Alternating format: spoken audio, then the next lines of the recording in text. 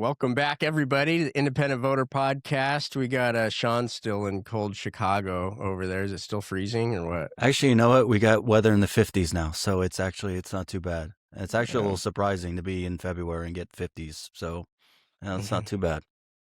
Well, Cara left the East Coast and brought her weather with us to the West Coast, right? I did. It's really beautiful here, though. I'm sitting in my best friend's house in Northern California and looking out at these beautiful redwood trees and just enjoying California so much, even though it is colder here this morning than it is in my hometown in Maine. Yeah, I have to say your background, it looks like you're on like a Zen podcast or something with that beautiful ceiling and all that. I like it. Yeah, it looks good. I want to go to your friend's house. It's so beautiful here. And I just love Mill Valley. You know, I lived here 25 years ago. My father lived in Mill Valley, and it's a really special place. It's a really special place in my heart. We got a Ethan here again in front of the camera, making us all look old and bad.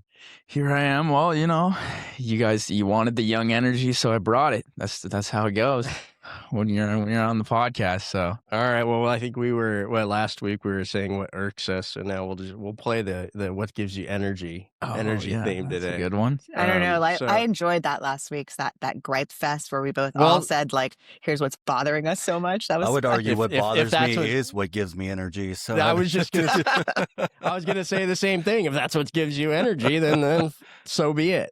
I don't know. We got a good list of things going on. As always, there's madness going on in politics, both nationally. Here in California, we got, I think, voter ID we're going to talk about today. The crazy California governor's race that's going on. We got some events coming out of Texas. I don't know, Cara, what should we get started on? I know that the voter ID thing's been something that's been big. There's an initiative going on in California. You got the SAVE Act on a national level. What's the latest? I mean, you know, Sean and I were talking about this before, that there's a real difference between the voter ID bill that's about to go on the ballot in California and then what the Republicans are pushing in the United States Congress. And what's being pushed in the Congress is that you're going to have to, in order to register to vote, if this bill passes the Senate, it already passed the House, you're going to have to show proof of citizenship when you go to register to vote, which means that you'll have to take your birth certificate with you or your passport with you. And this is a little bit problematic just because, you know, there are tens of millions of people who don't sort of keep these things handy. And, you know, particularly interesting to me is that if I were to bring my birth certificate to register to vote at my local place, it would have my maiden name on my birth certificate and not my married name. So those names wouldn't match. And so they're saying, well, then I would have to also bring my marriage certificate to show that my birth name changed from, you know, my original name that I was born with to my married name. And so I'd have to bring my birth certificate and my marriage certificate in order to register to vote. And then what if I was married? I've only been married once, but what if I was married more than once? So then I have to bring like, you know, another type of marriage certificate or a social security card. And the Republicans have been criticized for this. And what they're saying now is, you know, are you saying that women aren't smart enough to gather all this documentation together and bring it? Like, women are smart. They should be able to figure this out. And, you know, that going back to what irks me, this is a little bit irksome.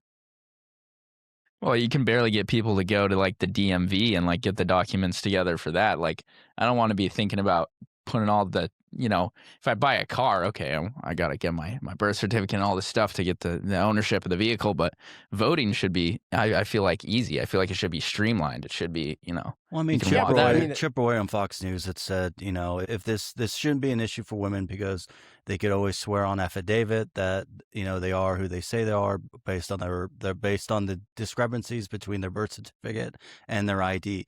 But the thing is that that's already the law. Everyone has to swear on penalty of perjury that they are who they are and that they are a U.S. citizen. That is how it works right now. So if that is the fail-safe, then, you know, we already have that in place. But Yeah, but I mean, I always end up playing devil's advocate here, but they're looking at, okay, there's places that have like DMV automatic voter registration, and anybody, a lot of the states, you don't have to be a legal citizen to get an ID, or you may not be qualified to vote. Maybe you have a felony, maybe for other reasons you can't vote, but they have automatic DMV registration. Those processes don't have an adequate verification process. I mean, that's what they're saying, is that, there's a lot of people on these voter rolls that they're finding that shouldn't be registered to vote. But they're not necessarily here in this country illegally. There's a really, really small percentage of this. I'm just wondering if the reason why the Republicans are proposing this is to suppress the vote, or if it's just like, even if they think it won't pass, I mean, are they just doing it to get people worried that there are a whole bunch of illegal immigrants voting in elections, and to get people worried, like, if the Democrats win in a landslide, are the Republicans going to say somehow that that's cheating? Well, I mean, that they already have people worried about that. That's part of what's at the core of this, right? So, I mean, the question is it overreach? And leave it to the Republicans and the Democrats. They always do overreach, right? What is interesting, we brought it up, is that you have this bill in California that was very carefully drafted, and it is a very reasonable voter ID bill, which goes to the I mean, Cara, you had this discussion last week about what irks you on like the stock trading issue, right? 90% of people want to deal with this, and you may want to deal with it even because you don't believe there's a lot of illegal votes being cast, but you want to put that issue to rest. Like, stop arguing that we Yes. can't, right? Let's just get rid of these arguments that we can't trust our elections. And so how do we do that? What is the question? So, like I said, I end up being the devil's advocate, but there's an argument to be made. Then why doesn't a Democrat come up and put up a voter ID legislation from the Democrat side, say, here, if we want to do this, here's how to do it, and call the Republicans bluff? Well, I was going to say that's exactly the discourse that already exists online. If you look under these issues, it's all about, well, if nothing's going on that's wrong, why wouldn't they just allow these voter ID bills to pass? Whether that's actually like logically correct is a matter of debate. But to Kara's point, why won't they let them pass? Because, they go and they overreach, and they add stuff to the bill that doesn't need to be there. But that begs the question, then why aren't they up there? And why doesn't some Democrat say, you know what? Yeah, we should. Here's how we can do it. Here, certainly we can do it. If you're telling me that at this day and age, we are not able to have any kind of verification process on our elections, then I don't know. I don't think that's a very reasonable position. Well, but you do have Democrats like Fetterman, right, who'll call on Fox News and say that he supports voter ID. And the problem that the Democratic Party has right now is they're so about institutional homogeny.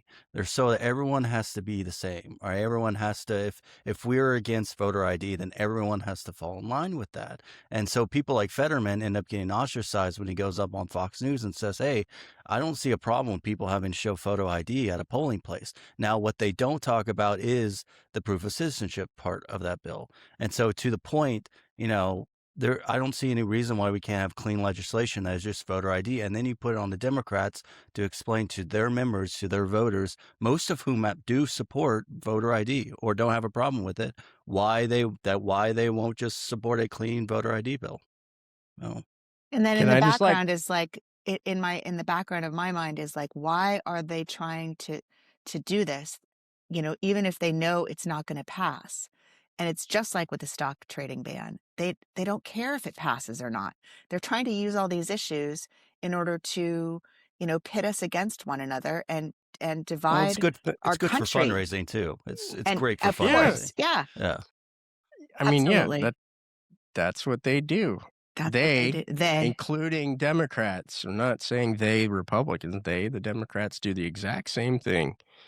Right? Yeah. So, but if I can also ruffle some feathers, right? Then a lot of the question comes up, well, then why don't we just have like a national ID and send everybody a free ID and stuff, which was going to get A national I can already ID. see I mean, we have the passports, hair on the right? back of my libertarian friends go, Yeah. are you serious?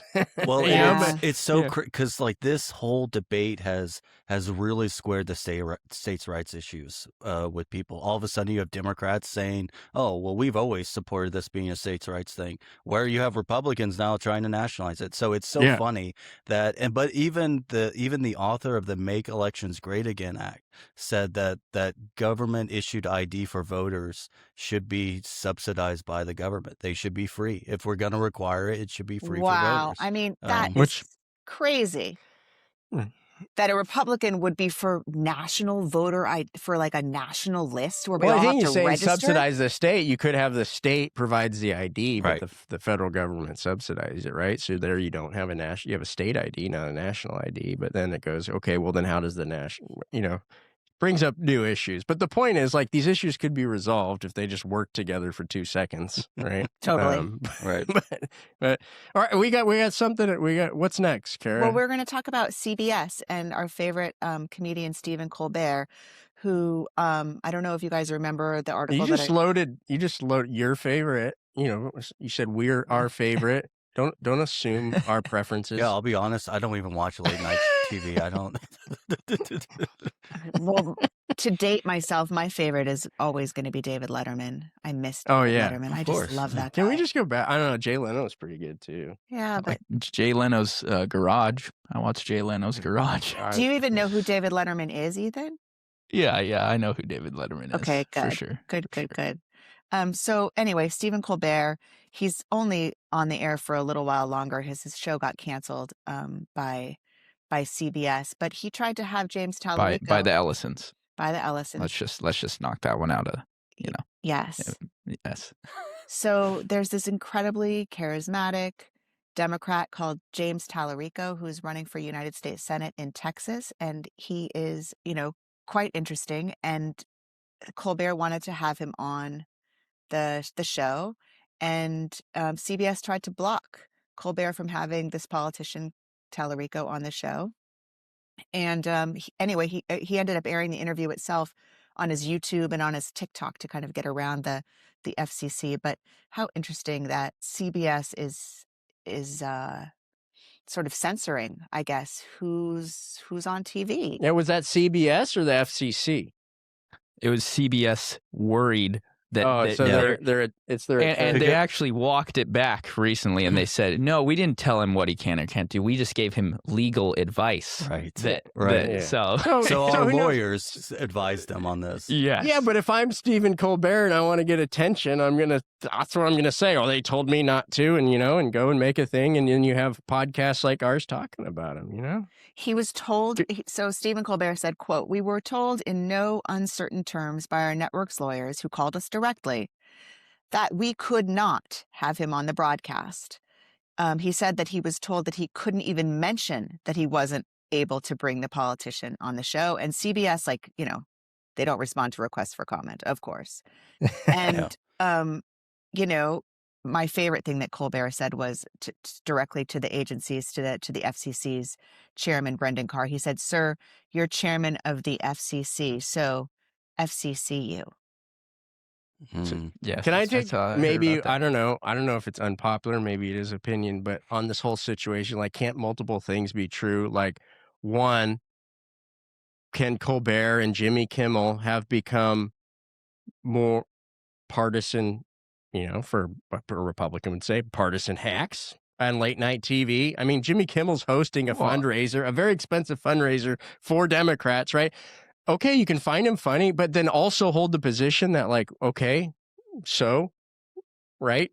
Well, what's the equivalent Republican hack? Then? Right. Well, and this they're liberal hacks because what do you mean? Greg Gutfeld? Yeah, I mean they're all over the place, right? Greg Gutfeld, and I'm not even saying even saying hacking like the pejorative sense. I guess maybe it's by definition a pejorative, but I'm saying like they're overtly partisan. Okay, they are not. Right. They're overtly partisan. Greg Gutfeld is pretty overtly partisan on the other spectrum, and say, so what? Like, what's the answer to it? Is to have the FCC come and do some regulation where, like, the Commission on Presidential Debates that basically, Yeah, I mean, I they're would say that is just absolutely not the solution. Right, Like that's So, I never mean, going yeah, to all work. this is Right, based what's on that FCC regulation about fair time, fair use, and so Right. And you there can used to picture be an like some guy exemption. from the government, like with a Right. stopwatch on the side of Right. the. Well, there used to be, and there still is. So the FCC has only said that they're considering doing this, or the FCC chair is only considering removing the exemption for talk shows when it comes to the fair equal times rule. But what's funny about that is that the fair time or fair whatever, that rule doesn't apply to independents. It doesn't apply to people outside the major parties. They don't get time, Exactly. right? And if Yeah. you think about someone like Colbert, who is supposed to have his finger on the pulse of what's going on in society and the United States, he would understand that people are rightfully frustrated with the state of the two-party system. So why isn't he bringing on independents, people who want to challenge the status quo instead of these very partisan people? Like, let's be honest, that Kennedy in Texas is he's playing to the very far left of his party right now. So and then what's next? Okay, well, New York Times, you just published an article about this candidate. Now you need to publish one. Oh no, you published a positive article about this. Now you have to publish an. There's no end to What end about to the evening out. what about the First Amendment, Chad? What about just That's my point. There's no it's just crazy to me. Like what I think is that it seems like they're trying to stop anyone from saying anything bad about President Trump on television. They're trying to silence like people from saying bad things about Trump because Trump is the guy always is watching television, right? We know this. This is what he spends a huge amount of his time during the day doing. And so they're trying to and we know that he's suing media organizations. And anyway, is this America? Like, what is going on? It is apparently America. It is America. And I think another, like, zooming out a second here, like, what's interesting is, he ended up posting it on YouTube and TikTok anyways. So if anything, the FCC is just accelerating the decline of traditional media, which may also be in Trump's interest. I'm not saying that that's, if they're thinking about the strategy here, like, let's continue to push people offline online instead of on cable networks where the stream of information and facts is basically there's no basis for what people believe these days. Well, so and ultimately that does serve a party agenda, because then you are separating people into these echo chambers where they'll go specifically to Colbert for all their information, or they'll go specifically to whatever conservative Fox News host might have a podcast online. They'll go specifically there. So it's only further, isolating and these echo chambers away from each other. So people only get the news that they want to get. So it serves the party's interest for this to happen. But also, it's Trump too, you guys. It's Trump saying basically, it's always about I'm Trump, telling you, Cara. what he is saying is that 97% of these broadcast networks are against me. This is a quote from him. They give me only bad press. They're getting a license. I think maybe their license should be taken away and it will be up to Brendan Carr. That's the president's words from Air Force One. Can we also, I'm going to get so much trouble for saying, like, can he be right and wrong at the same time? I mean, remember, Russiagate wasn't that long ago. They did try to impeach the guy on a conspiracy, which is what it was, that all the major networks carried. They carried the water on something demonstrably false, defamed him, tried to take down his president. So can't that be true and also be true that Trump's position about he's been talking fake news since before that investigation. Well, yeah, I mean, that's one of his main talking points is that the news is all fake. We can't trust them. The mainstream media controls the narrative. So, I mean, to say that because the mainstream media covered an active federal investigation into a former sitting president, and that's somehow they should have their licenses taken away for covering that story. I mean, that just, come on, like that doesn't make any sense. He's going to say there's a lot more than just that story, right? But my point is also saying, can't he also be wrong that, okay, that's to Cara's point, it's the First Amendment, and he's not He's If not a anything, dictator. I He's mean, a president, and so deal with it. You're the president. You're going to get bad press. You're going to have people that have different opinions, and you know what? Sometimes there's going to be news stories that turn out to be false. Deal with it. That's life. Yeah, and if that's he the First Amendment. If he wants the news to be fair, why don't we appoint an independent sitting committee of FCC regulators who can go in and independent committees are like ethics commissions, right? They're all, they Okay. Cara knows this. I love the ethics commissions who are all appointed by the most unethical people, and then They're partisan, Ethan. Maybe That's I'm the too thing cynical. is that it's like the Republicans get to choose 3 and the Democrats get to choose 3, for example, and then maybe they'll have like one little token independent that's on there who's really like appointed by a Democrat or Republican. You look at something like the FEC, right? The Federal Elections Commission, which right now is inoperable anyways because it doesn't have enough members on it to be operative. But even before, it was even Republican, even Democrat. And no matter what issue came before them, what campaign finance problem, what election violation came before them, there was hardly ever an investigation, and there sure was never any accountability or prosecution or follow-up to it. So yeah, I mean these committees, they're kind of a joke. So it's also dysfunctional right now. I think Sean, didn't you write something about how the Federal Election Commission right now? So this is the commission that regulates all the campaign finance on the federal side. Yeah. For our government and for us. I think that there's maybe like 4 empty seats. Well, so last year I wrote a detailed piece on the FEC and what's going on and why nothing ever gets done with it. And at the time, and I still believe this is the case, I don't believe Trump has appointed any new FEC members to actually give it quorum to operate. So now they have no quorum. So the super PACs are going wild, and God only knows. It's like the Wild West, and we have no regulation and no regulators, which is really that's why organizations. I like the Wild West. Yeah, that's why organizations. I like Westerns. Like American Promise and these organizations who I'll be talking to in later about why they want an amendment to make sure that the Congress and the states can pass their own campaign finance regulations, and so they can enforce them when these violations happen, instead of relying on some committee in Washington that can't even operate anyway. Yeah. So wrapping this segment up, I want to talk next about Texas open primaries. Sean, can you tell us, these elections are happening right now. So speaking of James Tallarico, they are having open primaries in Texas right now.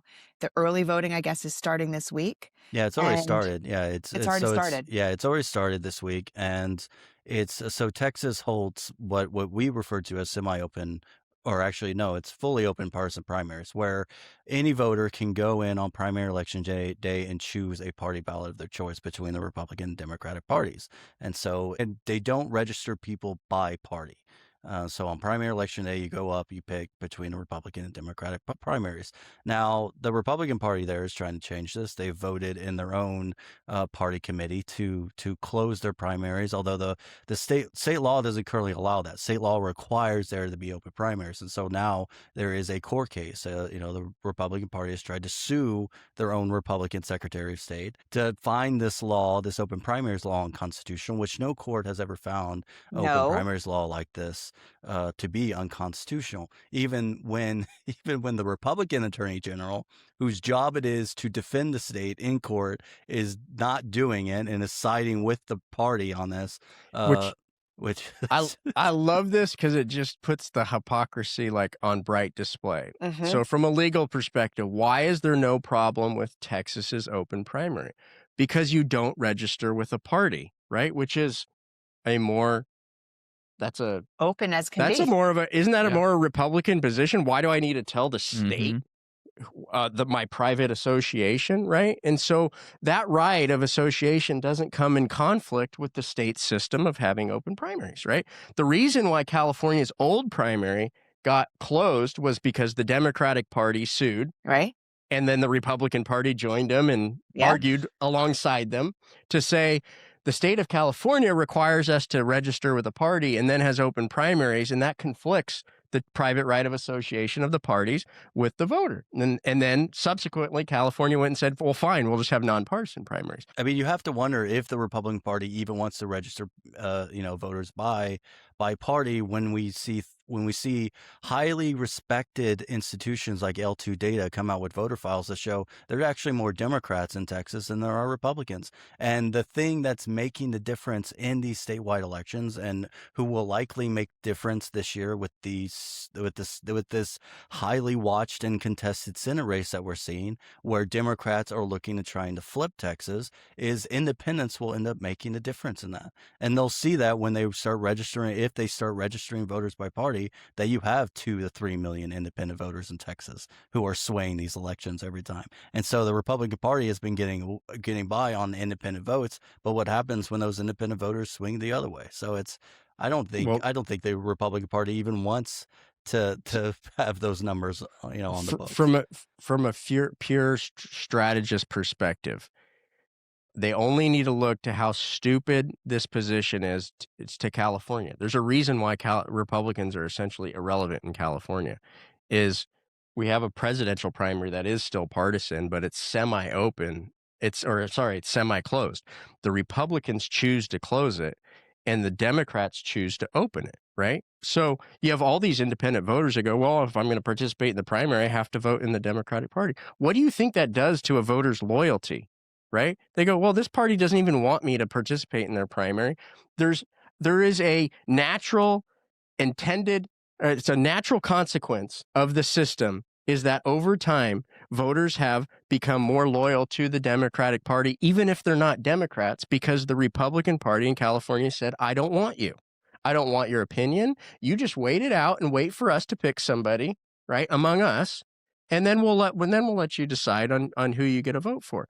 And then over time, they wonder why they're irrelevant in California. That's the exact same mentality that the AG in Texas is taking now, that, you know what? If you don't think you can lose Texas, that's a really good way to do it. And, they may end up learning from their neighbors in Oklahoma, where there's a nonpartisan primary initiative that's going to be on the ballot, likely going to be on the ballot in November. And if that passes, so here's the thing about what's happening in Oklahoma. Oklahoma has closed primaries. And so, or they have a semi-closed system like California. And this year, all the parties elected not to let independents vote. And so what do independent voters do when they get to the ballot in November, when they see this initiative that says that the primaries can be open for all candidates and voters, you could participate? Of course they're going to vote for it. So I have to imagine that, if it's successful, Texas can learn a thing or two from their neighbor. So yeah, but I do have to say that I am glad, even if I don't agree with what's happening in all the different states, I do totally support with my whole heart that the states should be able to decide what the elections are going to be in their state. So I'm totally against this, federal election, this this nationalization of elections concept, where the Congress will get to sort of decide the rules for the states. The states have to be able to decide the rules for their own elections. And I think that's, what part of the Constitution says that, Chad? Is it Article 1? Article 1, time, place, manner belongs to the states, right? And there can be a debate about whether, right? There's debates about Congress's, if they can go and, have the authority. But I mean, it's pretty clear precedent and a long-standing precedent, and it's been like a pinnacle of constitutional. I was going to say, I think it's the part that I learned in like 5th grade or something. Well, I mean, it's what makes America's political system so unique, is this idea of feudalism, right? You have not feudalism, of federalism. Yeah, feudalism. It might feel like feudalism. I was going to say, did we even tell the difference anymore? Yeah, well, no, but so you have a centralized federal government that runs their election or runs their government a certain way, but then that is the republic side of our of our government, but then you also have a constitutional democracy where every single state, the people of those states, can decide how they want to govern in their own elections for themselves. So It's that's the wonderful. way that our election system was designed, and it makes Yes. us very unique. Yes, Um, and that's why in Maine we can have ranked choice voting, which brings us to our next topic, which Ethan wanted to talk about, which is that ranked choice voting, which is being Oh yeah. used by the NFL. Yes, so the Associated Press actually technically they have like a board that votes for the NFL MVP every year, and in 2022 they transitioned their voting system to a ranked choice voting system, and in the first couple years of that, it was pretty much a complete landslide for whoever won. But this year it came extremely close. There's 50 votes, and it ended up being decided by just one vote. And so if you had tallied it up, if just one vote had flipped, it would have been decided by the second place runoff system with ranked choice voting, which I know, Cara, your kids would be very happy about because it would have been the Patriots quarterback that won because of that. But Yeah, the Oscars have done this yeah, too. I was going to say right? that for years they've used ranked choice voting in their selection of winners. And I think if any type of big award ends up being decided by that system, it'll bring a lot of attention to it, which I think it could be good. Well, we could. Yeah, you were talking about what brings us energy, what something that brings a bit more positivity. We're seeing in Virginia, the House of Delegates just passed a expansion of their local options bill for ranked choice voting. Good So job, right now in Virginia. Virginia, Good yeah, job, so Virginia. in Virginia right now, cities and counties can adopt ranked choice voting only for council and county board elections. Yeah, but isn't there a right and a wrong way to do ranked choice voting? I just gotta, I But can't. dude, I well, there's so no yeah, easy there are many ways. conversations here. But so the whole point, the whole reason why this bill is great is so you can have these cities and counties decide if they want to use ranked choice voting and what kind of ranked choice voting they want to use. Like Charlottesville uses a very unique type of ranked choice voting where instead of having an elimination round, if you have a candidate with excess amount of votes, let's say they get over 50%, then those excess votes are then distributed to the rest to decide who else might win under a proportional system, right? So in a multi-seat winner Does system. that satisfy the one person, one vote? Yes, it's proportional Well, representation. so it's single transferable vote. So those votes those excess votes for the winner, the first place winner, don't count, and so they move over to their second choice, and that is the single vote that transfers over. The craziest part about ranked choice voting and single transferable vote and proportional representation and all of this is that when we try to explain it, it's so hard to explain. But then it's why is it so hard to explain, Sean? Well, for voters, they don't really need to know Exactly. how the technicalities about it works. All they have to do is rank options, and that's right. They just have to go 1, 2, Yeah, 3, 4, easy. 5, like easy peasy. But yeah.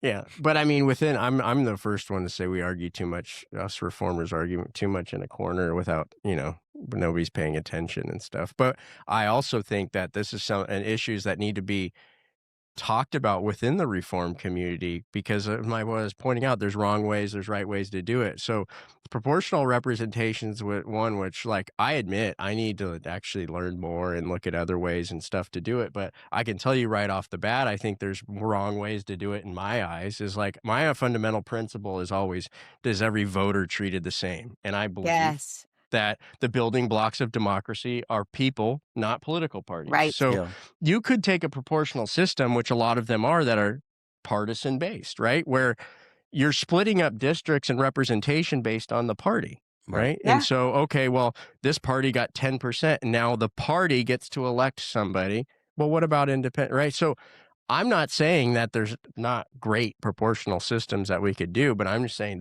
I think there's proportional systems that could set us back, which requires then having the conversation among us and having some principles that serve as the bedrock of how we do this. And to your point, I do think we need to have honest conversations about the limitations of even the reforms that we support, like ranked choice voting. Say we have ranked choice voting in this very crowded California governor's field, right? There's so many candidates To expect people to rank all of them might be too much. But also at a certain point, you get to a point where ranking kind of dilutes the power of the individual vote anyway. So, but what's the purpose? I mean, the stated purpose. This is an important discussion in California, right? The stated purpose in California is not like it is in most states, where it's to elect a nominee of the political party. Right. It's to winnow the candidate field. Yes. Right. So to your point, Sean, you can have a ranking system like they do in Alaska and just simply advance more people. Yeah. Right. You could advance 4 or 5 candidates. Perfect.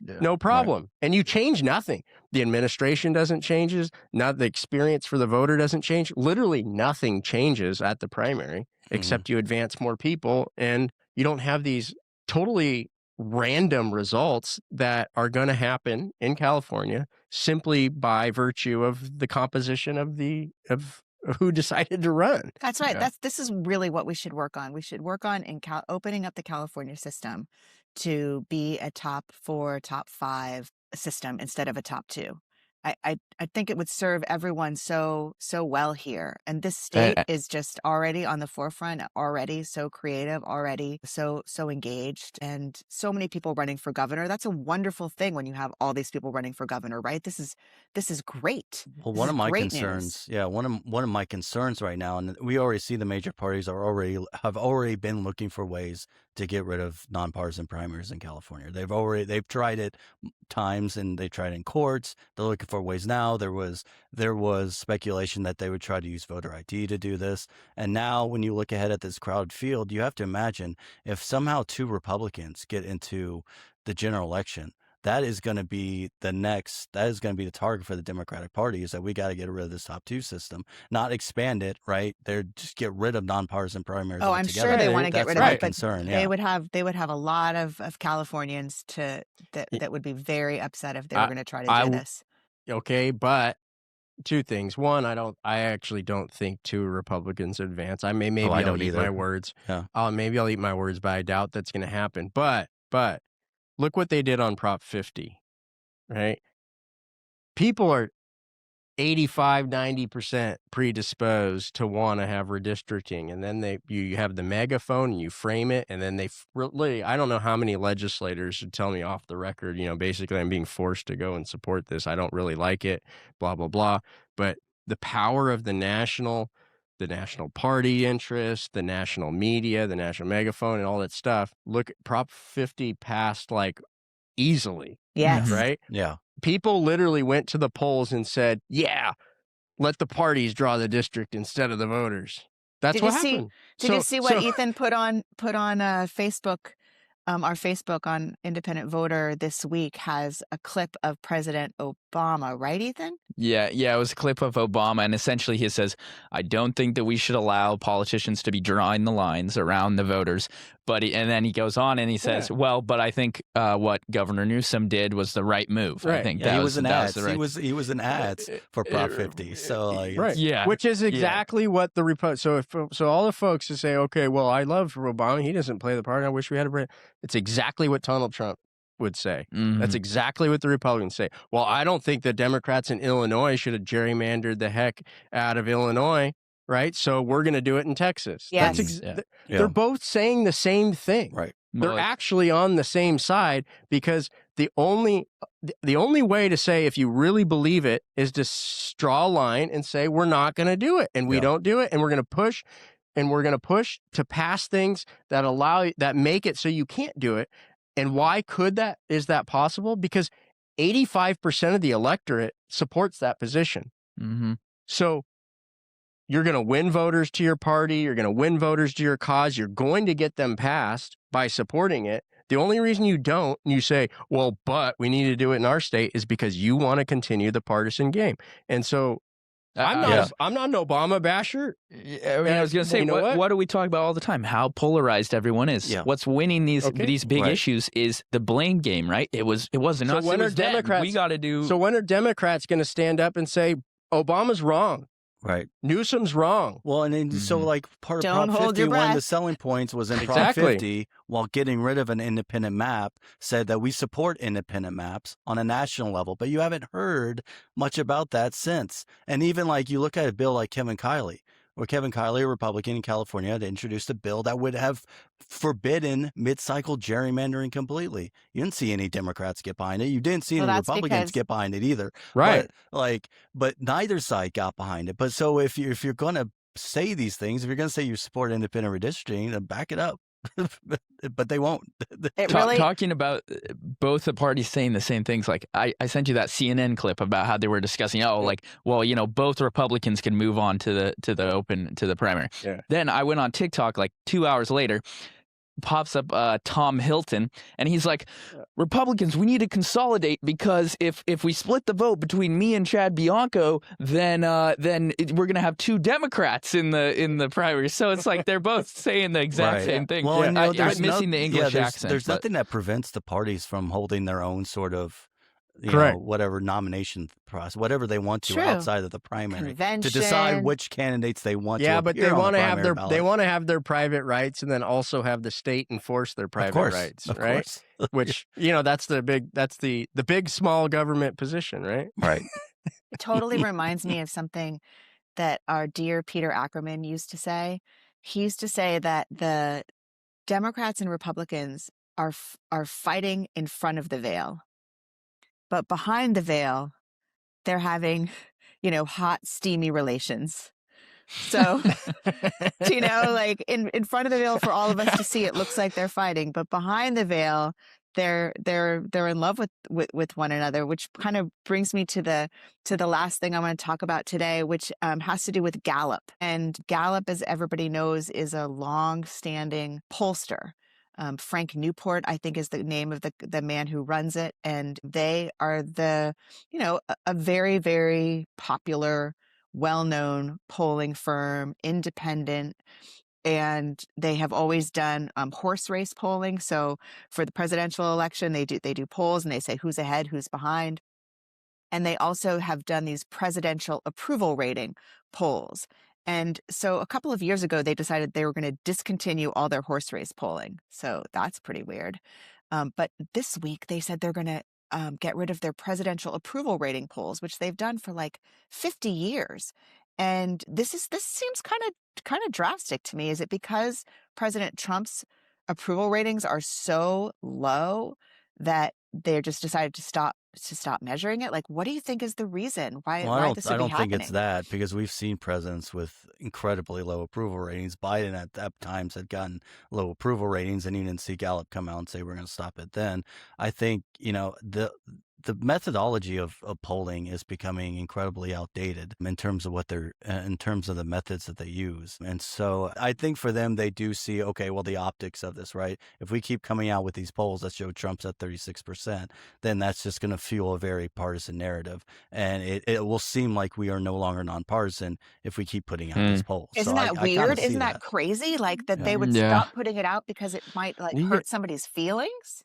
I think you guys are giving them too much credit. I think they looked at the bottom line of how much they're spending on this and how much it generates in income, and decided that it wasn't a good business decision to continue to do it. That's a fair point to make, because what I've also noticed is that they've stopped doing the monthly tracking of partisan affiliation. They just now do it yearly. They just do the annual, here's how party affiliation has shifted, which is how we got our more recent report about the 47% of Americans now self-identify as independent. They used to do this monthly. They no longer do that. So I agree, Chad. I think there is something to say about, they're looking at their bottom line and they're seeing that things are just costing them way too much money. And they probably, I have to imagine, Gallup is a organization that is struggling to keep their finances at this point. Well, everybody, my news, all this kind of stuff is tough. But like Polly Markets and Kalshi, those are right. Could they be making expecting a future hit to their bottom line in terms of legal fees because of a lawsuit? Do you think that could be? Is there something being threatened in the background that we don't? It's pretty tough. I mean, other than that, what was that one poll at the end that had I forget which state it was and what poll, but it was Iowa. Trump was like, I'm going to sue. Oh, yeah. It was like that poll that was so off, and Trump was like, I'm suing you because But I don't know. And it was by a very famous, renowned pollster who had been right all the time. To be fair, she was way off. It wasn't even close. I think she ended up I don't think she's going to do much more polling after that. But we do. We have Ethan's been gonna love- we have been conducting our poll of California voters, and so far it's going pretty well. We've got over 1,000, over 1,500 responses, I think. And so to put this in perspective, a lot of these polls, like Emerson just came out with one that's actually pretty good, and they weight it just like you do, right? Where they oversample and weight it down, right? Where a lot of the traditional pollsters, and I think why they're getting this stuff so wrong, they're like, oh, we need 17 people with blonde hair, 32 that are age, right? And then they go and they find that number of people, and they go and they have sample size as low as 300, right? Yeah, that's very low. The poll that you're doing today, Ethan, and that we just published, like, one, we're doing the weighting just like Emerson. We're verifying them, double verifying them back to the voter file. We know they're registered voters. Good. But we're sampling like 1,500, right? Yep. And then we can, we aren't eliminating any results. We're weighting it based off of, we're extrapolating out to how the actual makeup of the voter, which gives you much, much better crosstabs, which, the other thing Ethan's leading up on the back end, there's a lot of stuff going on the back end on the website. And at some point, we may even have a membership feature where you could take a look at these. That's right. The last poll we did, the deep dives on the crosstabs are incredible. You go interesting. look. First of all, people always want to debate about, who really are independents. I believe we are the first organization that can prove it's almost an even split. It's like 32% say if I had to choose a party, it would be Republican. 32% say if I had to choose a party, it would be Democrat. And 32% said if I had to choose a party, I would I would fall on the ground, roll up in a ball, and tell you, I don't want to live anymore. No, but it really does. It shows. I mean, because if you look at you take the independents, all the independents, and you sort them into, okay, who trusts the Democratic Party?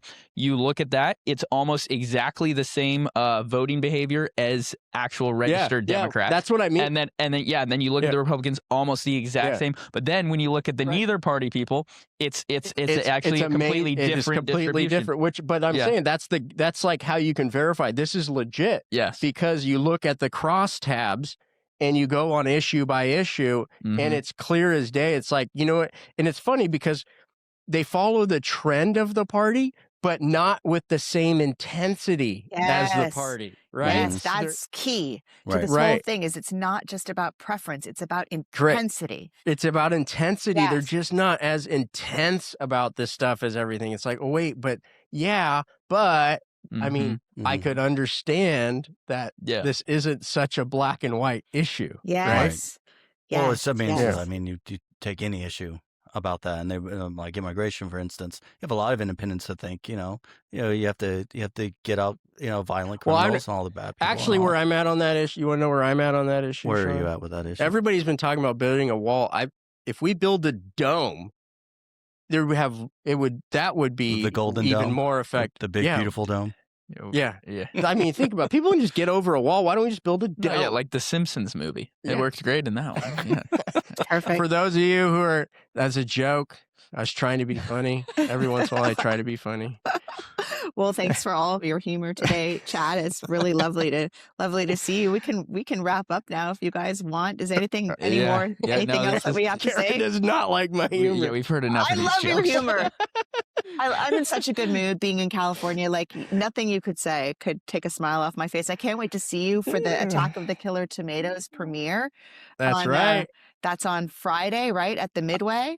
In San Diego? I got the invite. All right. Yeah. I actually have some Killer Tomato shoes that were delivered yesterday. Believe it or not, there are Attack of the Killer Tomato shoes. It's so awesome. Check out Bull's I want to see you in the shoes and the coat. I'm wearing it. I'm gonna walk around with a Sharpie and ask everybody, all the actors and actresses and directors, to sign my shirt, my Killer Tomatoes jacket. I know a lot of people are Collector's really item. hoping for an expansion of this movie in terms of where it's being delivered, because I know a lot of people who love the classic Attack of the Killer Tomatoes movie.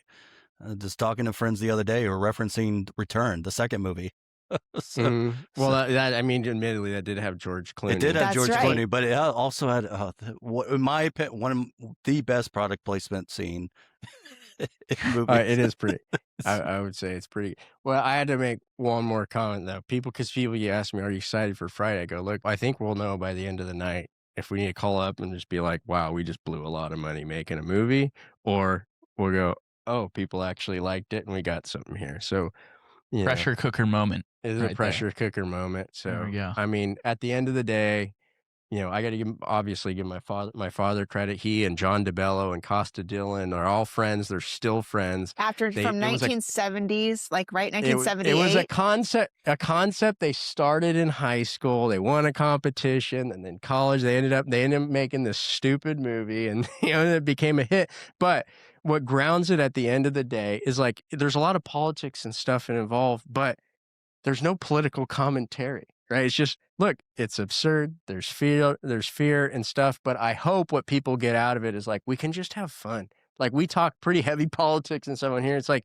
we're not trying to convince you of a position, not trying to convince you. Just let everybody smile a little bit and laugh at ourselves, right? I hope that's what people get out of it. Oh, me too. No, I think that's what a lot of people are looking for right now too. Just a little bit of levity in this very stressful and anxiety-ridden environment that we live in. So, well, thank you, everybody. As always, find us on social media. Just type in Independent Voter, and you should find us.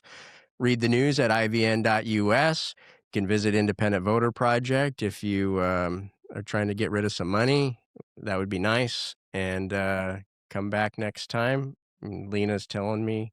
Yep, wrap it up. Lena is our producer. She's behind the scenes, and thank you, Lena, for all of your support. She's the one that gives us the evil eye. Like, God, you guys are boring. Wrap it up. That's right. All right. All right. Bye, everybody. Signing off. See you next week.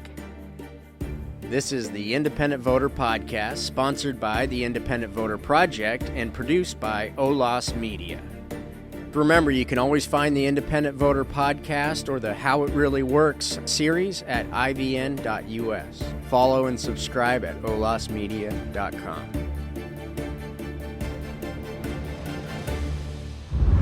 OLAS Media.